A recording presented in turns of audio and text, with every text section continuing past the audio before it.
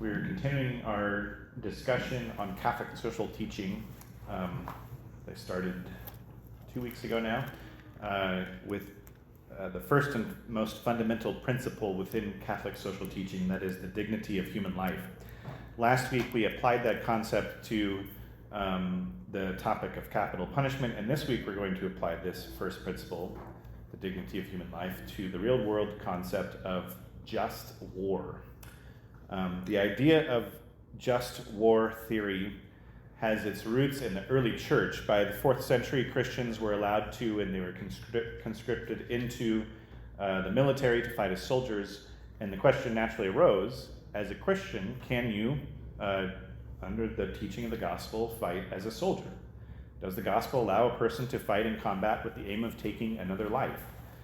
And St. Augustine and later St. Thomas Aquinas developed a theological framework usually referred to as the just war theory.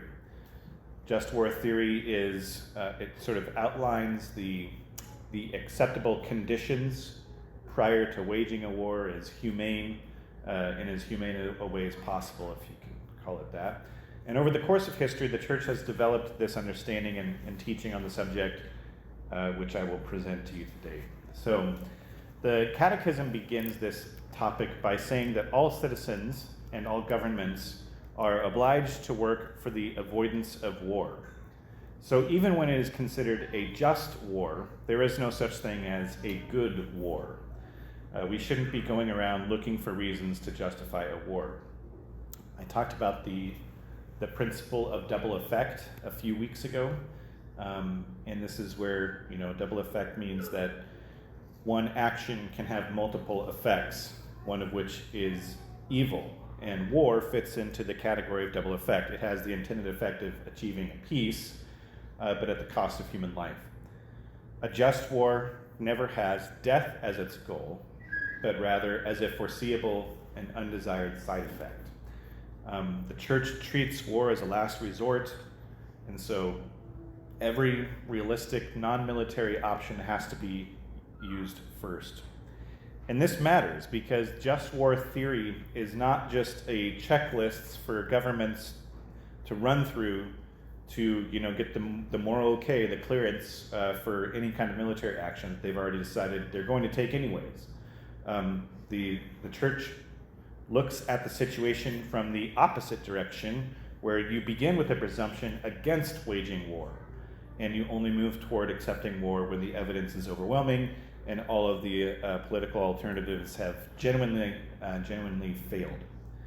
If a government has already made up its mind to go to war and just is looking for reasons to justify it, does a perfunctory jumping through the hoops to make it look like they've exhausted all the other options, then that war is already unjust from the very beginning, regardless of whether or not the conditions have been met. So let's go through the conditions that the Catechism of the Catholic Church goes through in order for a war to be considered legitimate. And these conditions, so this first set of conditions, have to be met before war is even considered an option. So condition number 1 is called just cause. Just cause means that the harm being inflicted by an enemy has to be 3 things: lasting, grave, and certain. And has to be all 3 of those things at once. Lasting, grave, and certain. So if the threat is grave or serious but not yet certain, then the war is not yet justified. There's still other paths that can be taken. If the threat is certain but it's likely to be short-lived, then it doesn't merit an entire war to be fought over it. So the Church asks for serious, ongoing harm that can be actually proven to be happening. It can't be a speculative threat or a political convenience that's sort of dressed up as a security crisis. So this first condition by de facto, it rules out preventative wars that are launched on intelligence assessments that might prove to be wrong. The classic example here is the quote-unquote weapons of mass destruction that was cited by the coalition in 2003 to justify invading Iraq. And these were, theoretical weapons that could be one day used against civilians. And those weapons, they never materialized. And that's why we can't, start wars based only on intelligence. This first condition, the just cause condition, also rules out conflicts that are motivated primarily by economic interests or, territorial ambitions, but it's sort of framed in a language of self-defense. For example, we really like your oil and we want cheaper gas. That's not a reason to wage a war. Hitler's defense for invading most of Europe was that the German people needed Lebensraum, or living space, and so that was his justification. Another thing about this first condition, the just cause condition, is that war has to be waged against an aggressor, someone who basically fires first. And the aggression has to be real, it has to be measurable, and it has to be serious. And so we have to ask ourselves, is this a situation that is so bad that not waging war would in itself be a crime? And that's sort of a high bar to meet for just this first criteria, but setting the bar that high is intentional. War costs lives, and the church refuses to treat those lives as if they are expendable for anything less than a genuine and serious threat. The second condition for waging a war is that all other means must have failed. It's so last resort. For a war to be just, every other practical means of resolving the conflict have to have been shown to be impractical or ineffective and have failed. And that includes diplomacy, negotiations, sanctions, international pressure, legal remedies.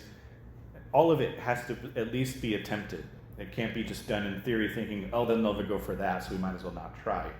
A few weeks of intense negotiations, that's not even enough. Every avenue has to be attempted. This condition also asks why peaceful options have failed. If they have failed because one party refused to negotiate, well, that matters as well.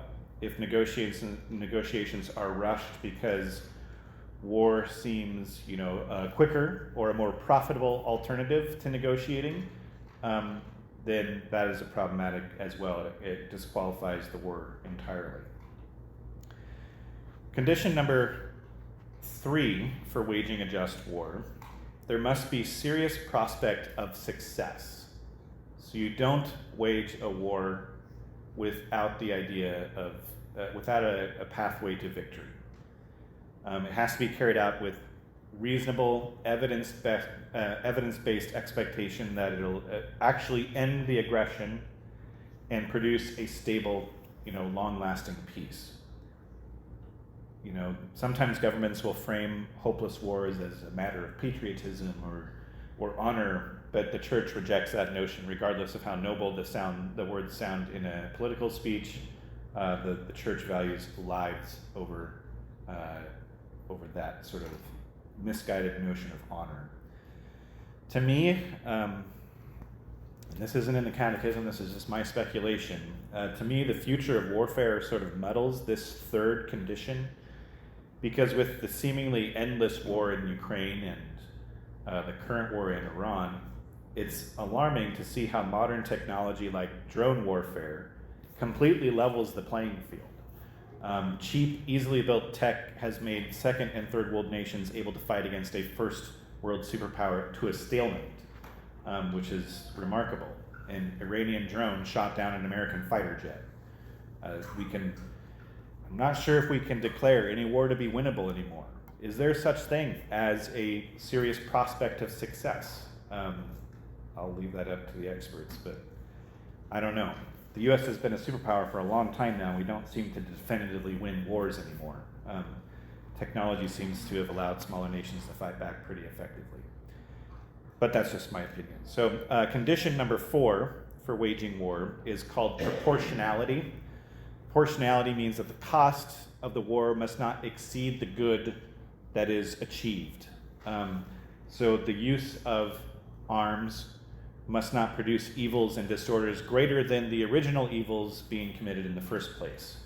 And that takes into account the destructive power of certain modern weapons, a war that liberates a territory, for example, but leaves its population decimated for generations, or the infrastructure destroyed, or its society fractured beyond fixing, it's not produced a net moral good out of it. And this fourth condition, proportionality, also takes into account civilian casualties and the destabilization that's caused by war, the psychological damage that's inflicted by war, that makes things like, nuclear weapons and weapons of mass destruction morally dubious. You can't claim proportionality when the weapons that you're using can't distinguish between a combatant and a civilian. So those are the four conditions that have to be met in order prior to waging war. So you've got,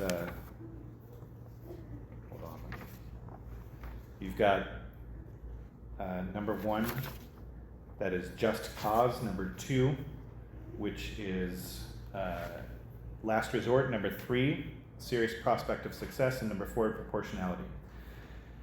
Those are the four conditions before waging war, but there's also conditions while waging war. And the Catholic Catechism outlines 3 rules for fighting in a war for the conduct to be considered just. These are pretty simple. Number one, the moral law shouldn't just disappear while you're fighting in a war. So things like civilians, the wounded, prisoners of war, they have to be respected and treated humanely. Number 2 rule, while waging war, actions deliberately contrary to the laws of the nations, like the United Nations or the Geneva Convention, those are considered crimes. Genocide or the persecution of an ethnic minority, they have to be condemned even during war.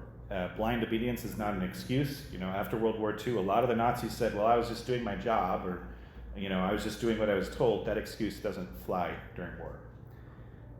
Number 3 rule during war is that indiscriminate destruction is a crime against God and humanity. So this includes atomic, biological, and chemical weapons because they lack precision.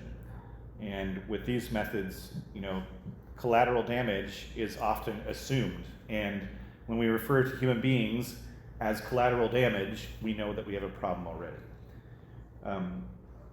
So what does all this actually mean for us? Like, these principles are nice to think about. They're debated in, university classrooms and things like that. But what does it mean for us? How should we think about war? The conditions for war that are described in the Catechism, they don't give you answers. The Catechism says that these conditions, evaluating them, belongs to the judgment of those who are responsible for the common good. In other words, we're talking about heads of state, commanders-in-chief, lawmakers, intelligence agencies. It's not up to us to decide it. Average people like you and me, we can debate it and disagree on it and agree on it, whatever. But in the end, it's not up to us. So, it would be an understatement to say that Vice President Vance and Pope Leo had very different thoughts on the Iran situation, but both are Catholic and both are serious in their stance, and they hold that stance for good reasons. But the Vice President is approaching the situation from a political leader with different and probably more advanced information than anybody except the President himself. And the Pope views the situation from the perspective of the gospel. So if you expect Pope Leo or any modern Pope to start cheering for a war, you're going to be waiting for a really, really long time. But what just war theory gives for each of us as individuals, it gives us a way of talking about and evaluating things like this. When a government makes the case for war, you're not obliged to simply accept it as a citizen. You're obliged to ask whether the harm is truly lasting, grave, and uncertain, whether all the alternatives have been exhausted, whether success is achievable, and peace is the goal, with just war being the tragic exception. And just war theory is what separates genuine, defense and seeking peace from an unjust aggression. When I was in grad school in the seminary, I wrote a paper applying the just war theory to the Iraq War of 2003. And I attempted to go back and read that paper in preparation for this homily, but to be honest, it's a graduate level research paper. It's full of direct quotes, and we're excited, and footnotes in Latin, and it's pretty pretentious sounding when you read through it. So we're going to skip that one, and we're just going to try to apply the 4 principles of just war to a modern example that is happening right now, the conflict in Iran. So first, let's look at just cause. Was the damage inflicted by the aggressor lasting, grave, and certain? Well, Iran has aggressively pursued a program of nuclear enrichment with the stated goal of the total destruction of Israel. Iran has funded terrorist proxy groups such as Hezbollah and Hamas. Iran has repeated armed attacks against Israel and U.S. forces for over 2 decades. All of this satisfies the 3 objectives, the 3 adjectives. Lasting, because it's continued for decades on end. Grave, because it culminates in nuclear destruction of a country. And certain, because it's documented in nuclear inspection reports, intelligence, and Iran's own public statements about their desire to destroy Israel completely.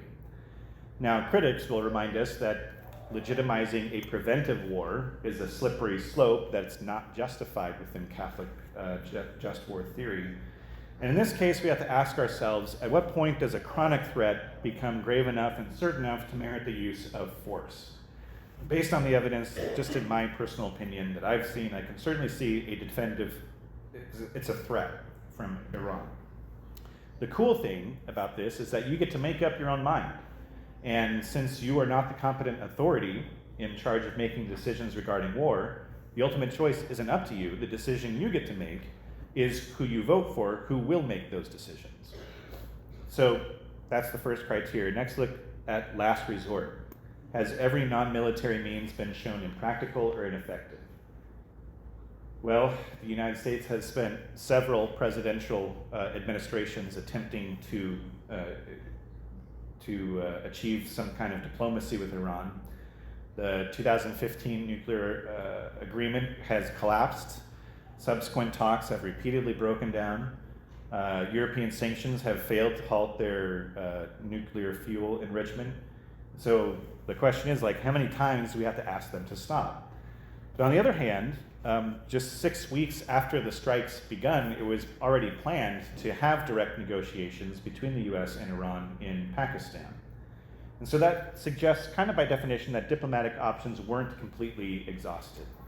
But we have to keep in mind that exhausting every peaceful option isn't the same as saying, we doubt that would have worked. The attempt actually has to be made. So from my perspective, I really would have liked to see those peace talks at least attempted before we attacked. Perhaps the powers within the government, like I said, they know more than I do. They had sufficient evidence that would have, waiting those 6 weeks would have been too late. That's above my pay grade. But given the long history of belligerency from Iran, I can see how one can conclude that we've tried everything already. Third, let's look at the probability of success.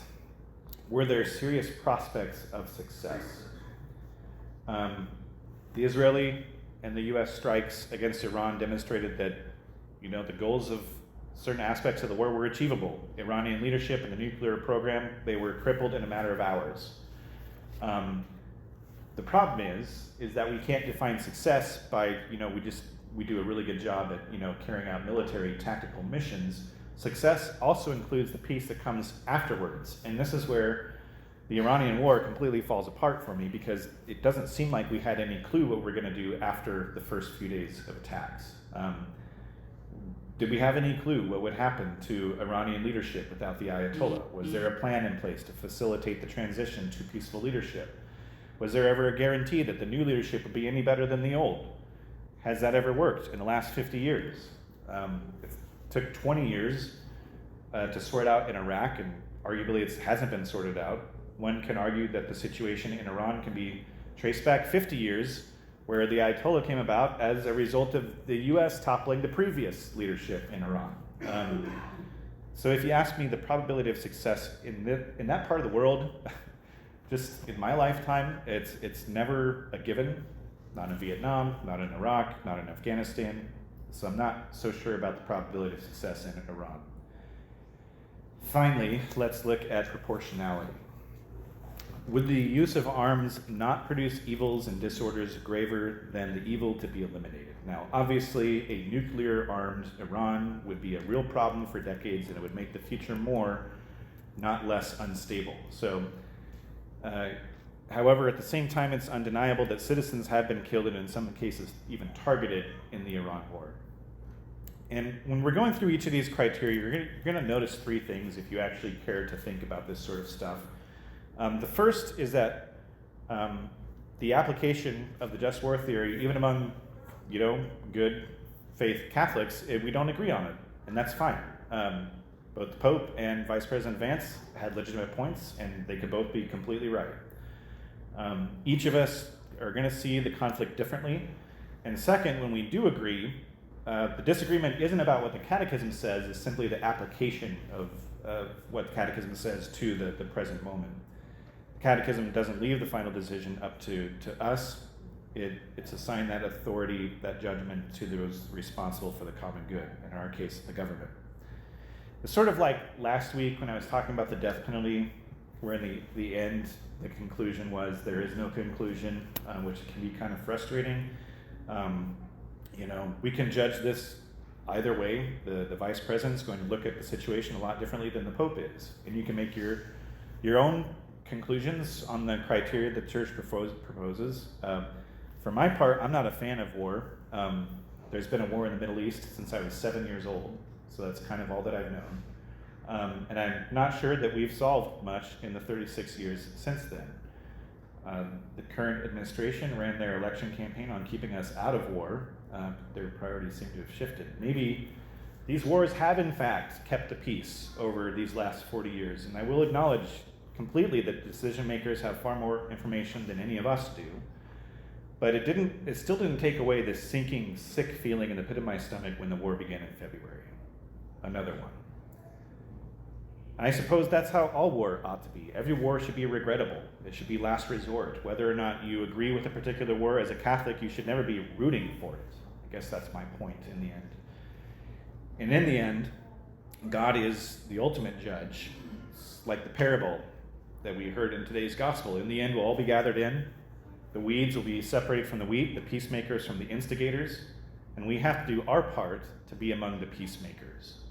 For the peacemakers will be called children of God.